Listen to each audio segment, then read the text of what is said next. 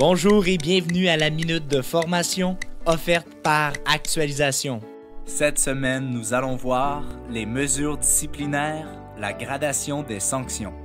L'objectif est de se familiariser avec les différentes étapes du processus de la gradation des sanctions. La gradation des sanctions est un principe selon lequel l'employeur doit sanctionner graduellement les fautes disciplinaires répétitives du salarié avant d'en arriver à le congédier. Prenez note que la nature et la gradation des sanctions peuvent varier selon les entreprises et la gravité de la faute.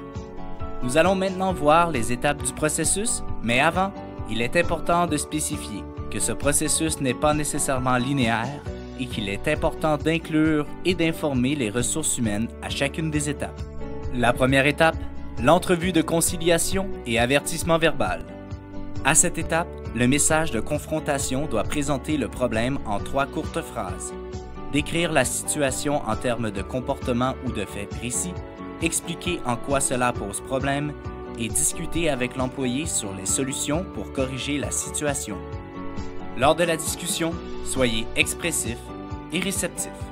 La deuxième étape est l'entrevue de conciliation et avertissement écrit. Un avertissement écrit doit contenir une ou des infractions antérieures, la description de ces infractions, un correctif requis et l'aide à l'employé, une sanction choisie si nécessaire et une mise en garde.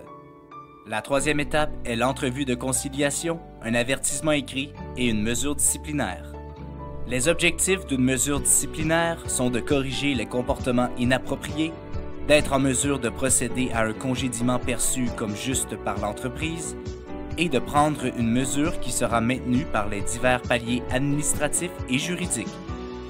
Mais selon vous, quels sont les critères qu'on doit prendre en considération lorsqu'on choisit une sanction? Voici quelques critères à prendre en considération.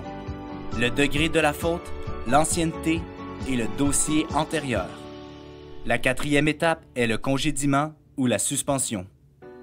Pour que les critères d'un congédiement respectent les normes administratives et juridiques, il faut qu'il y ait manquement, il faut que le manquement soit grave et le lien entre le manquement et les sanctions doit être proportionnel. Faites attention, il ne faut pas congédier ou suspendre sur un coup de tête. Appliquez des sanctions seulement après avoir tenté sans succès de corriger des comportements déviants. Cependant, un incident assez grave peut justifier une action immédiate. C'est ainsi que se termine la minute de formation de cette semaine. On se donne rendez-vous la semaine prochaine.